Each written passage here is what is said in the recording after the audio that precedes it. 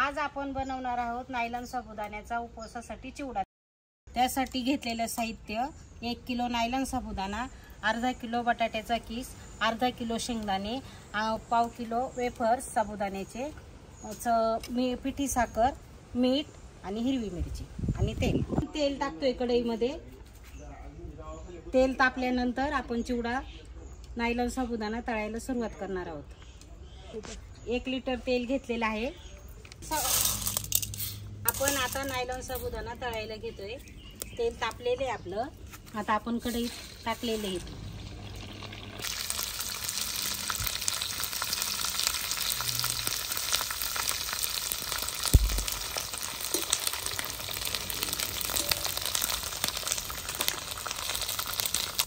आता आपला साबुदाणा हा तळून झालेला आहे। आपण स्टीलच्या पाटीमध्ये काढून घेतोय।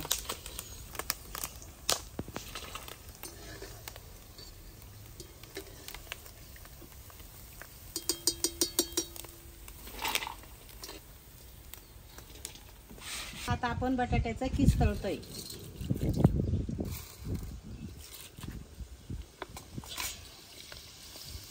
अशा प्रकारे आपला किस तळला जातोय। छान चुलीवर मस्त तळला जातोय।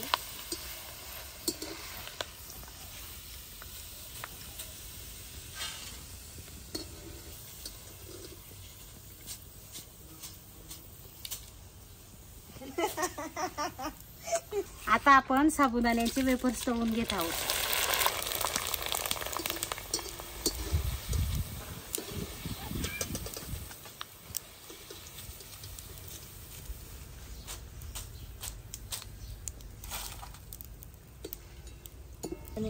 असं केल्याने जाऱ्यातून तेल सर्व खाली निघून येतं, म्हणून असं करायचं असतं। जास्त तेलकटपणा राहत नाही। आता आपण शेंगदाणे तळून घेत आहोत। मंद आचेवर छान खरपूस तळून घ्यायचे। आता छानपैकी आपले शेंगदाणे तळून झालेले आहेत। आपल्या चवीनुसार आता आपण मिरची टाकून तळून घेणार आहोत।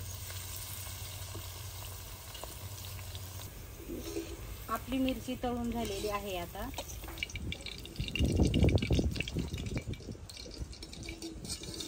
हे सर्व पदार्थ तळून झालेले आहेत।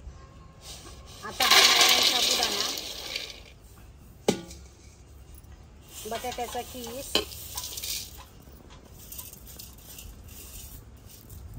साबुदाणा वेफर्स, आता शेंगदाणे टाकतो, हिरवी मिरची तळून घेतलेली, पिठी साखर आणि चवीनुसार मीठ।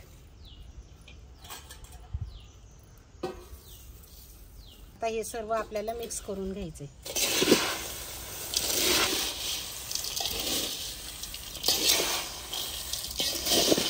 आपला उपवासासाठीचा चिवडा तयार झालेला आहे।